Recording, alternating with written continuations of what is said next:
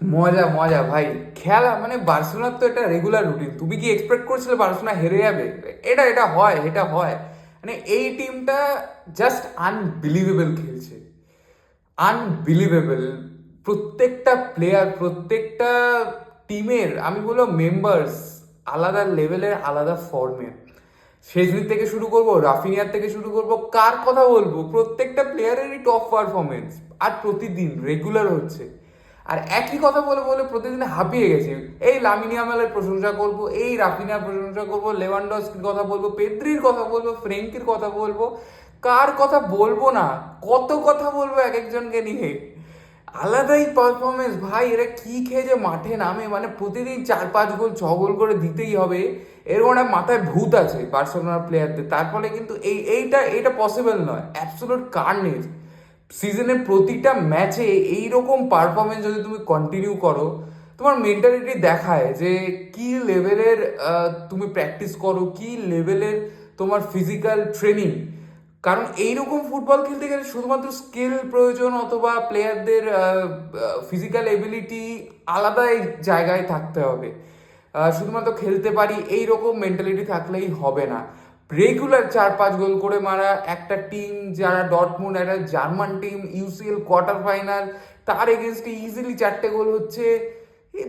ইয়ার কি নাকি ভাই, মজা নাকি? মানে যাতা যাতা শুরু করেছে। আনবিলিভেবল পারফরমেন্স ফ্রম বার্সেলোনা আর ডটমুন্ড। ফিনিশ ভাই, আমরা সেমিফাইনালে পৌঁছে গেছি। আর সেকেন্ড লেগে কি আছে ভাই, সেকেন্ড লেগে যাবো সিগন্যাল ইদুনা পার্কে, একটু হাই হ্যালো করবো, চলে আসবো। এখান থেকে বার্সেলোনা হারবে না, এইটুকু ভরসা আশা করছি আছে। আর যদি হেরে যায় ভাই, হিস্টোরিক কামব্যাক হবে ডটমুন্ডের থেকে। আচ্ছা, গেম নিয়ে যদি শুরু থেকে বলি, অ্যাজ অলওয়েজ আজকে ফার্মিন লোপে স্টার্ট করেছে। আমি ভেবেছিলাম গাভি হয়তো স্টার্ট করবে, কিন্তু না, ফার্মিনকে আগে স্টার্ট করানো হয়। আর ফার্মিনের গেমটা কিন্তু আমি বলবো মোরাললেস একটু শেকি লেগেছে। শুরুর দিকে ও অনেকটা ড্রপ করে খেলছিল, তারপরে গেমে এসেছে, চান্সেস ক্রিয়েট করেছে, চান্সেস পেয়েছে। তবে ঠিক আছে ভাই, শুরুর লাইন আপটা ঠিক আছে। তুমি এক্সপেক্ট করেছো যে এইরকম লাইন আপ হবে, যেরকম সেরকমই ছিল। শুরু থেকেই কিন্তু বার্সেলোনা একদম অ্যাটাকের পর অ্যাটাক করছে। শুরু 7.5 মিনিটের মধ্যেই কিন্তু প্রায় 4-5টা শট হয়ে গেছিল। সেখান থেকে কিন্তু 1-2 গোল আমরা পেয়ে যেতাম। আর লেভানডস্কি কিন্তু ফিনিশ করতে পারতো। কোবেল ওখানে ভালো কয়েকটা সেভ দিয়েছে। তারপরে কিন্তু বার্সেলোনা একটা গোল আসে, এবার কুবার্সির গোল ভাই। রাফিনা ছেড়ে দে, কি দরকার ভাই, বাচ্চা ছেলেটা একটা গোল ঢুকছিল আর তুই ভাই মাঝখান থেকে একটা পা দিয়ে করে দিলি গোলটা। এটা এটা ঠিক নয় ভাই, এইটা মানা যায় না। ও ভাই, একটা ছোট বয়স ইউসিএল এ কোথায় গোল দেবে? ইউসিএল এ গোল দেওয়া কিন্তু বিরাট ব্যাপার, প্রত্যেকটা প্লেয়ারের কাছে ড্রিম হয় প্রত্যেকটা প্লেয়ার। রাফিনিয়ার উচিত না ভাই, 12টা গোল অলরেডি করে বসে আছে, আমাদের মিস্টার চ্যাম্পিয়ন্স লিগ বলে কথা। ঠিক আছে ভাই, ঠিক আছে, একটা গোল হয়ে গেছে। তারপরে কিন্তু ডটমুন্ড আস্তে আস্তে গেমে আসছিল। ডটমুন্ড কিন্তু ফার্স্ট হাফের শেষে বেশ কয়েকটা চান্স পেয়েছে। গিরাসির কাছে কিন্তু ক্লিয়ার কাট অপরচুনিটি ছিল স্কোর করার, করতে পারেনি। আর তুমি যদি বার্সেলোনা এগেনস্টে এইসব মোমেন্টে স্কোর না করা, তুমি কি এক্সপেক্ট করো তুমি ম্যাচ জিতবে? মনজুইকে এসে ইম্পসিবল।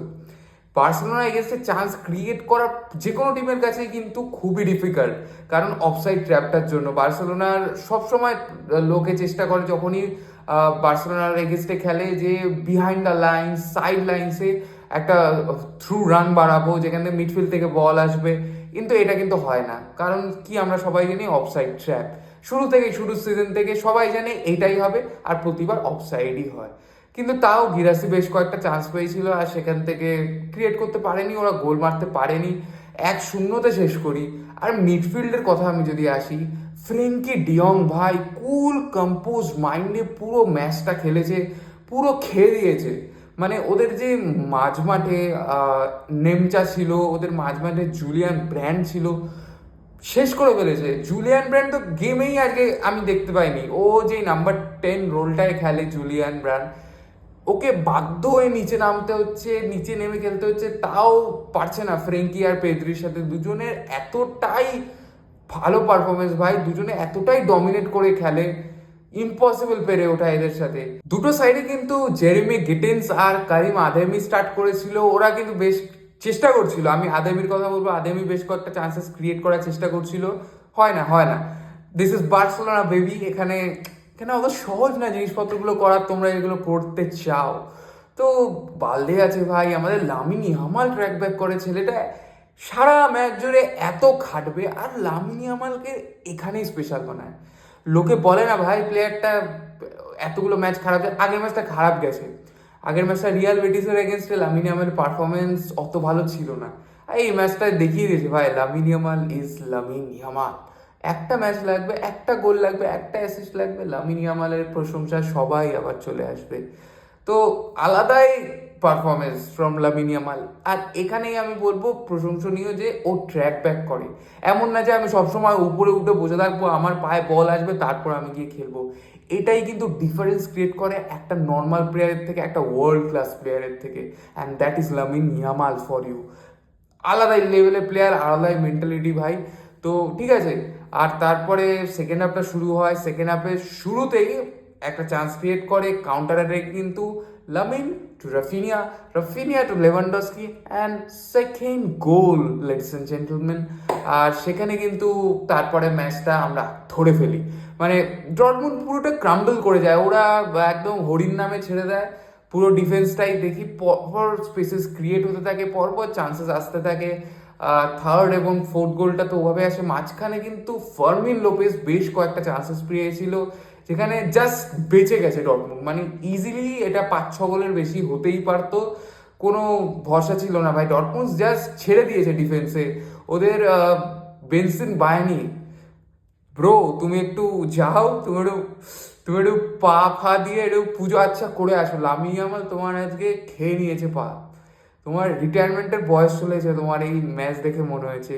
আর এটাই হয় ভাই, লামিনের এগেনস্টে যারাই খেলছে তাদের ভাই মনে হচ্ছে রিটায়ার করে যাওয়া উচিত। এইরকম এইরকম মানে ফুল বানিয়ে দিচ্ছে ভাই, এইরকম অদ্ভুত প্লেয়ার লামিন ইয়ামাল। আচ্ছা, রাফিনিয়ার কথা আবার বলবো। আর রাফিনিয়ার সব থেকে ইন্টারেস্টিং কি জানো, রাফিনিয়া যখন গেমটা আস্তে আস্তে বয়স বাড়ে, রাফিনিয়া মিডফিল্ডার হয়ে যায়। ও কিন্তু উইঙ্গার হিসেবে স্টার্ট করে, এবং যত ম্যাচ ডিপে যায় ও অ্যাজ এ নাম্বার 10 হিসেবে তত ডিপ ডাউন ড্রপ করতে থাকে, আর রাফিনিয়ার আরও পারফরমেন্স ইমপ্রুভ করতে থাকে। আর আমি এইখানেই কিন্তু রাফিনিয়ার সব থেকে প্লাস পয়েন্টটা দেখি, যে যখন ও নাম্বার 10 হিসাবে আসে ও নিচে নেমে কিন্তু ডিফেন্সও করে। তো ওভারঅল ভাই আজকের ম্যাচটা একদম ডমিনেট করেছে পুরো বার্সেলোনা, এই নিয়ে কোনো কথা না। হ্যাঁ, বেশ কিছু মোমেন্টে ডটমুন্ড চান্স ক্রিয়েট করেছে, ডটমুন্ডও গোল করতেই পারতো, 2-3 গোল আরামসে দিতে পারতো, কিন্তু বার্সেলোনা এভাবেই খেলে। তোমরা যদি বার্সেলোনা ম্যাচ দেখো জানো যে বার্সেলোনা যতগুলো চান্সেস ক্রিয়েট করে, কিছু চান্সেস ওরা এমন না যে পুরোটাই ডমিনেট করেছে বা চান্সেস এগেনস্টে ক্রিয়েট হবেই না, এমনটা হয় না। হয় বার্সেলোনা কিন্তু সেটা ট্যাকেল করে নেয়, আমরা সেটাও এভাবে এই ম্যাচটায় দেখলাম। আর জিতে গেছি ভাই। পরের সপ্তাহে একটা সেকেন্ড লেগ হবে, আশা করছি জিতে যাবো, জেতাই উচিত, না জিতলেই একটা মেরেকল হবে।